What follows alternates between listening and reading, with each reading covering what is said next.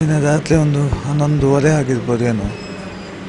ನಾನು ಕಲ್ಮಾಡಿಯಿಂದ ಸುಮಾರು ದೂರ ಮುಂದೆ ಬಂದು ಅಲ್ಲಿ ಕಾರ್ ನಿಲ್ಲಿಸ್ಕೊಂಡು ಮಾತಾಡ್ತಿದ್ದೆ ನನ್ನ ಫ್ರೆಂಡ್ ಮೊಬೈಲಲ್ಲಿ.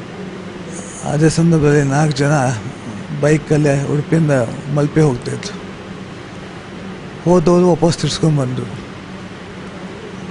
ಬಂದವರೇ ಇಲ್ಲಿ ಕ್ಯಾನ್ವಾಸ್ ಪೂಜೆ ಕ್ಯಾನ್ವಾಸ್ ಹಾಕಿ ಹೇಳಿದ್ರು. ನಾ ಹೇಳಿ ಕ್ಯಾನ್ವಾಸ್ ಅಲ್ಲ, ನಾನು ಫ್ರೆಂಡ್ ಮನೆ ಬಂದದ ಅಂತ ಹೇಳಿದೆ.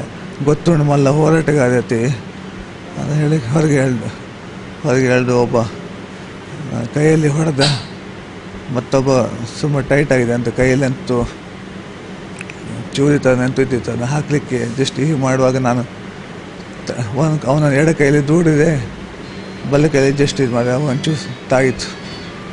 ಅದೇ ಸಂದರ್ಭದಲ್ಲಿ ಶೂವಿಂದ ನನ್ನ ಹೊಟ್ಟೆಗೆ ಸೆಂಟ್ಲಿಗೆಲ್ಲ ಇಲ್ಲೆಲ್ಲ ತೊಳೆದು ಶರ್ಟನ್ನು ಆಚೆ ಎಳೆದು ಇದೆಲ್ಲ ಮಾಡಿದ್ರು.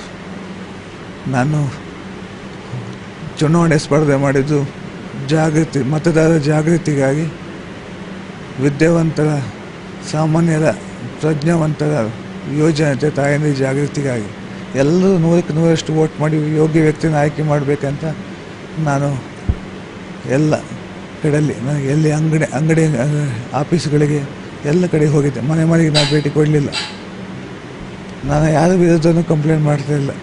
ಇದು ಏನು ನನ್ನ ಗ್ರಾಚಾರ ಅಂತ ಕಾಣ್ತಾರೆ ಆಗಿದೆ. ಅವರು ಪುಟ್ಟ ಅಮಲಿನಲ್ಲಿದ್ದರು ಹೆಚ್ಚಿನ ಬಹುಶಃ.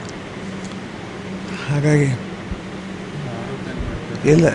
ಇಲ್ಲ ನಾನು ಕಂಪ್ಲೇಂಟು ಯಾರ ಹೆಸರು ಹಾಕಿ ನನಗೆ ಗೊತ್ತಿಲ್ಲ. ಮುಖ ಪರಿಚಯ ನನಗೆ ಎದ್ದು ಬಂದು ನೋಡ್ತೇನೆ. ನಾನು ಮುಖ ಪರಿಚಯ ನನಗಿಲ್ಲ. ಯಾವ ವಿರುದ್ಧನೂ ಆರೋಪ ಮಾಡ್ತಾ ಇಲ್ಲ.